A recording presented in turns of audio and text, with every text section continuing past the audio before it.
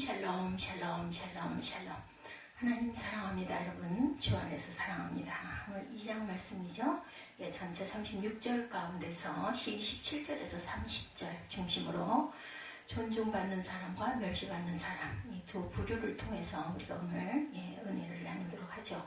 27절에 보면 하나님의 사람이 엘가나에게 와서 그에게 이르되 여호와의 말씀이 너희 조상의 집이 애굽에서 바로의 집에 속하였을 때 내가 그들에게 나타나지 아니하였느냐. 26절 이스라엘 모든 지파 중에서 내가 그를 택하여 내 제사장으로 삼아 그가 내 제단에 올라 분향하며 내 앞에서 에봇을 입게 하지 아니하였느냐. 이스라엘 자손이 드리는 모든 화제를 내가 내 조상의 집에 주지 아니하였느냐. 너희는 어찌하여 내가 내 처소에서 명령한 내 재물과 예물을 밟으며 내 아들들을 나보다 더 중히 여겨 내 백성 이스라엘이 드리는 가장 좋은 곳으로 너희에게 살찌게 하느냐. 이렇게 말합니다. 멸시받는 자들에 대한 모습이죠. 그러므로 이스라엘의 하나님 야훼가 말한다. 내가 전에 내 집과 내 조상의 집이 내 앞에 영원히 행하리라 하였으나 이제 나 야훼가 말하느니 결단코 그렇게 하지 아니하리라. 나를 존중히 여기는 자를 내가 존중하고 나를 멸시하는 자를 내가 경멸하리라. 이렇게 경고하시는 내용이 27절에서 30절까지 나타나 있습니다. 2장에는 전반부에 1장부터 11절까지 한나가 기도하는 내용, 아들을 위해서 기도하죠. 그리고 12절부터는 엘리의 아들들의 악행과 하나님의 저주, 그 도중에 나오는 말씀, 그 아들들에 대해서 엘리가 아들들을 너무나 사랑했던 거죠. 그래서 하나님께서 내가 나를 존중히 여기는 자는 내가 존중하고 그렇지 않은 자는 내가 경멸하리라 이렇게 말씀하는 내용입니다. 인생을 살면서 더 많은 사람에게 존중받는 사람이 있는가 하면 멸시를 받는 사람도 있고 온갖 노력을 모두 다 인품도 갖추고 온갖 노력을 쏟아붓습니다. 멸시받지 않으려고. 그럼에도 불구하고 경멸을 받는 사람은 더 많은데 존경받는 사람은 아주 드뭅니다. 오늘 본문 엘리 대제사장의 아들들이죠. 그런데 이렇게 아주 못된 짓을 해요. 그죠? 29절에 너희는 어찌하여 내가 내 처소에서 명령한 내 재물과 예물을 밟았느냐 그러죠? 내 아들들을 나보다 더 중히 여겨 내 백성 이스라엘이 드리는 가장 좋은 것으로 너희를 살찌게 하느냐. 그러므로 이스라엘의 하나님 나 야훼가 말하노라. 내가 전에 네 집과 네 조상의 집에 내 앞에 영원히 행하리라 하였으나 이제 나 야훼가 말하노라. 결단코 그렇게 하지 아니하리라. 나를 존중히 여기는 자를 내가 존중히 여기고 나를 멸시하는 자를 내가 경멸하리라. 이렇게 말하죠. 사람에게 멸시받는 것은 굉장히 수치스럽고 견디기 힘듭니다. 자존이 상하죠. 또한 사람들에게 존중받고 존경을 받으면 너무나 행복합니다. 그런데 만약 하나님께서 여러분을 경멸하지 않으시고 존중히 여기시면 어떨까? 너무나 행복하겠죠. 당연히 사람들로부터 존귀하게 여김을 받고 여러분의 지위가 계속 올라갈 것입니다. 여러분을 누구도 함부로 대하지 못하고 건드리지를 못할 것입니다. 저와 여러분 모두 하나님께 존중히 여김을 받게 되기를 주님의 이름으로 축복합니다. 오늘 본문에 하나님께서 하나님의 사람을 이스라엘의 사사인 엘리 제사장에게 보내셔서 하신 말씀이에요. 예언이죠. 내가 애국에서부터 내 조상 아론을 택하여 나의 제사장으로 삼아 대대로 높여주지 않았느냐. 그런데 어찌하여 나에게 드리는 제사를 너희들이 멸시하느냐. 어찌하여 너는 나보다 내 자식들을 더 소중히 여기어 나에게 바치는 제물 중 가장 좋은 것들만 골라다가 스스로 살찌우도록 버려두느냐. 나를 존중히 여기는 자를 내가 존중히 여기고 나를 멸시하는 자를 내가 경멸하리라. 이렇게 말씀을 하시죠. 29절에 보면 이렇게 나옵니다. 30절까지 이렇게 결론이 하나님께서 말씀하신 대로 엘리의 두 아들 홈리와 비느하스를 블레셋과의 전쟁터에서 한꺼번에 죽게 하십니다. 엘리도 그 소식을 듣고 뒤로 넘어져 목이 부러져서 죽죠. 멸문이 됩니다. 며느리는 시아버지와 남편이 죽었다는 소식을 듣고 해산을 하다 죽고 집안에 줄초상이 나고 맙니다.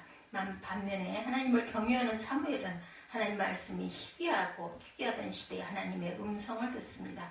백성들의 존경을 한 몸에 받고 위기에 빠진 나라를 위하여 일어나 백성들을 모아 회개운동을 주도하고 야훼의 신앙을 회복시킵니다. 블레셋과 전투가 벌어졌는데 하나님께 기도하였는데 하나님의 큰 우레를 발하여 적군들을 어지럽게 하시고 흩어 이스라엘 군대가 대승을 거두게 하는 주역이 됩니다. 그리고 이스라엘의 사사가 되어 온 나라를 오랫동안 평화롭게 다스리고 모든 백성들의 존경을 받게 되죠. 우리는 본문 말씀을 통해서 존중의 법칙을 발견합니다. 존중의 법칙을 실천해서 사무엘처럼 존경받는 사람이 되어야 되겠죠. 여러분 모두 하나님의 말씀하신 존중의 법칙을 붙들고 실천하여 사무엘처럼 존중의 여김을 받으시기를 축복합니다. 하나님을 무엇보다 중요하게 여기는 자를 존중히 여기십시다.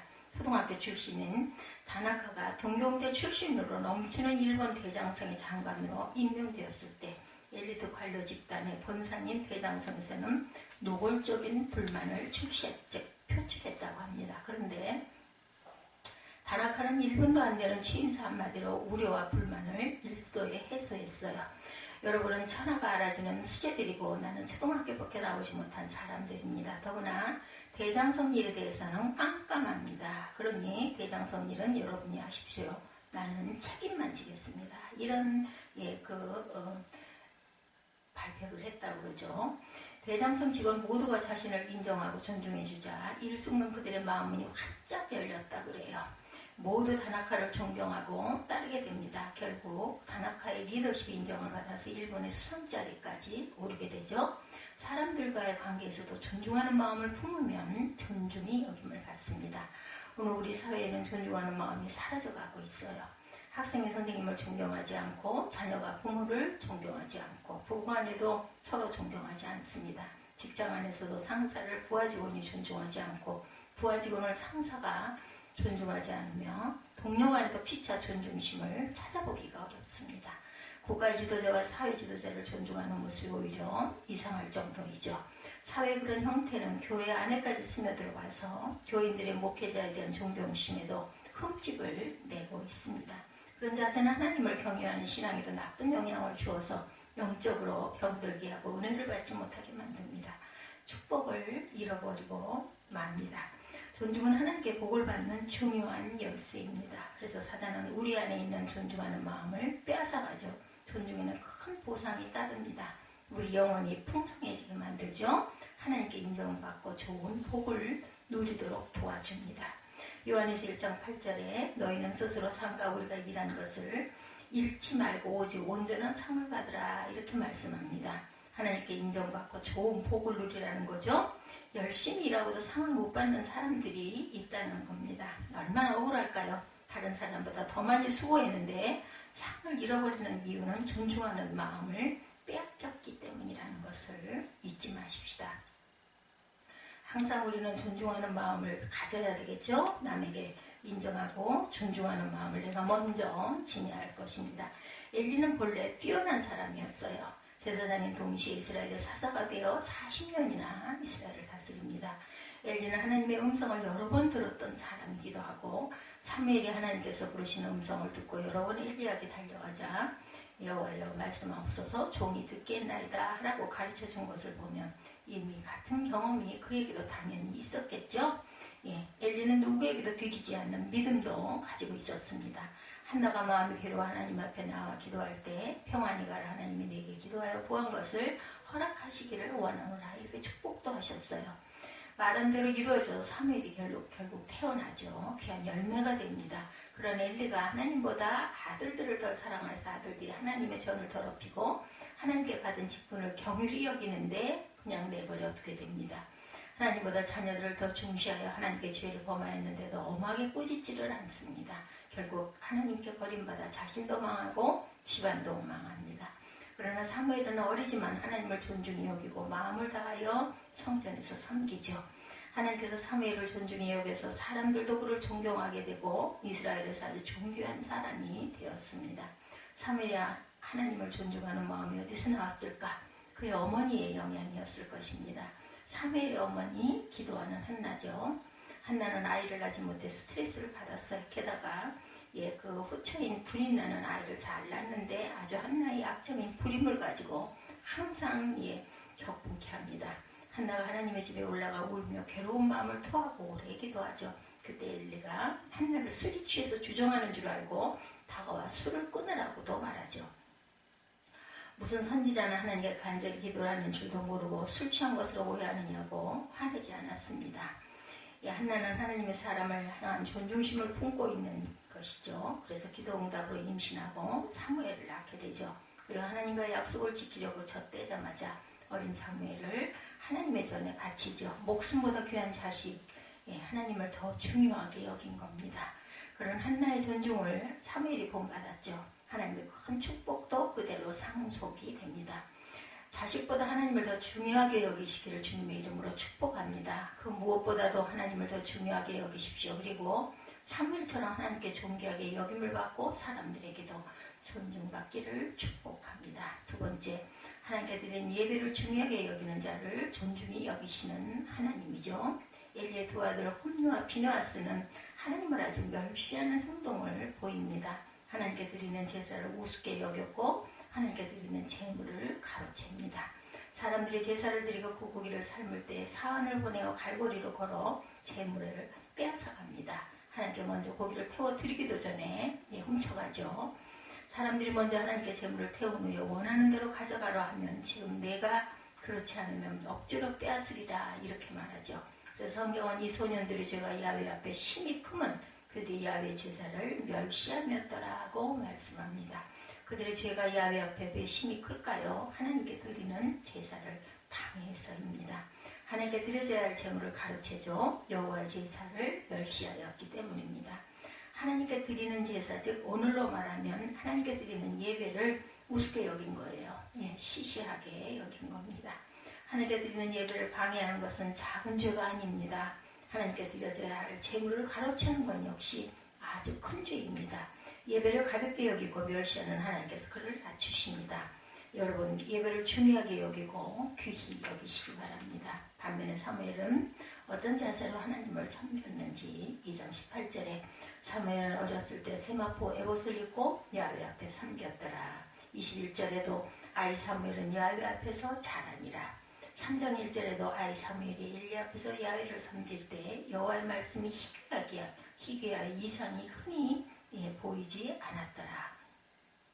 3장 3절에 하나님의 등불은 아직 꺼지지 아니하였으며 사무엘은 하나님의 궤 있는 야훼 전안에 누웠더라. 이렇게 증거됩니다. 사무엘은 아직 어린아이예요. 어린아이 때부터 하나님을 섬기고 어린아이 때부터 하나님 앞에서 자랐습니다.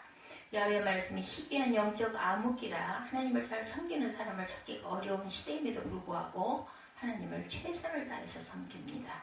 한밤중에도 편안한 저소를 찾아 편하게 잠을 자는 대신 하나님의 궤가 있는 야훼의 전, 즉 성소 안에 누워 있었던 거죠. 그처럼 하나님의 전을 사랑하고 하나님께 드려지는 예배를 중요하게 여긴 사무엘에게 하나님께서 직접 말씀하시는 사건이 일어나죠. 하나님께서 하시려는 비밀스러운 일들을 상세하게 말씀해 주시고 한 번만이 아니라 여러 번 자주 하나님께서 사무엘에게 나타나시고 말씀하셨어요. 예배를 중요하게 여기고 예배를 통하여 하나님을 자주 만나게 되기를 주님의 이름으로 축복합니다.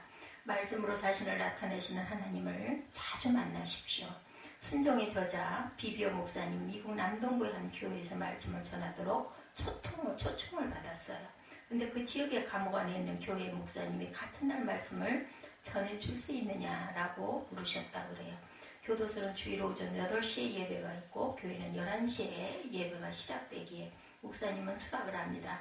주일 아침이 되어 교도소에 가보니 100여 명의 제소자가 참석하여 온 마음으로 찬송하고 있었더랍니다. 그런데 제소자들이 지극한 존중의 자세로 목사님을 대했어요. 타지에서 온 사역자가 자신을 찾아와 말씀을 전한다는 사실에 감격해서 그렇게 경외하는 마음들이 넘쳤다고 합니다.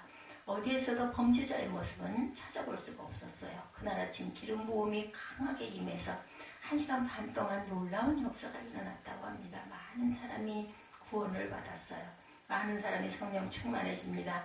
병이 낫는 역사가 강하게 일어났고 사역자로 부름받은 사람도 생겼다고 그래요. 모두가 너무 기뻐하고 감격했습니다.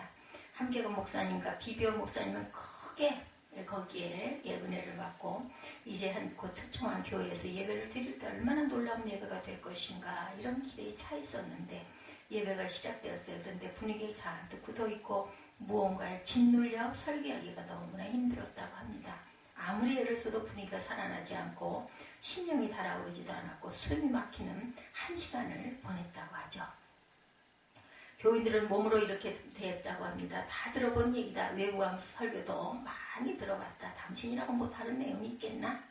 똑같은 목사님에게 똑같은 내용의 설교인데 이렇게 차이는 엄청나게 납니다. 예배와 설교를 존중히 여기는 마음의 차이에서 나타난 거죠. 하나님과 사람들에게 존중하게 여김을 받고 존중을 받고 살고 싶다면, 기도 응답의 풍성한 삶을 살고 싶다면, 주의 권능으로 치료를 받고 싶다면, 성령을 체험하고 주님의 능력을 날마다 경험하고 싶다면, 예배 시간마다 넘치는 은혜를 경험하고 성령 충만을 맛보고 싶다면 예배를 삶 가운데 무엇보다도 가장 중요하게 여기시기 바랍니다. 그리고 하나님을 가장 중요하게 여기고 살아가시기 바랍니다. 자녀보다 더 중요하게 여기고 대접하시기 바랍니다. 그래서 여러분 모두 사무엘처럼 존귀한 인물이 되고 귀하게 쓰임받기를 간절히 축복합니다. 오늘 사무엘상 1장과 2장을 통해서 하나님께서 사랑하신 사무엘, 그리고 응답받은 한나, 그리고 분인나와 한나의 차이, 엘가나, 이런 주인공들을 통해서 1장과 2장을 통해서 비교하고 우리가 묵상하고 은혜를 받았습니다. 한나와 같이 하나님의 말씀을 중히 여기고 주의 종을 아주 경외하고, 그리고 또한 하나님께 온전히 기도한 것을 꼭 지키는 그러한 믿음을 가지고 하나님께 귀하게 쓰임받고 하나님께 귀하게 인정받는 저와 여러분들이 되시기를 주님의 이름으로 축복합니다. 기도하시겠습니다.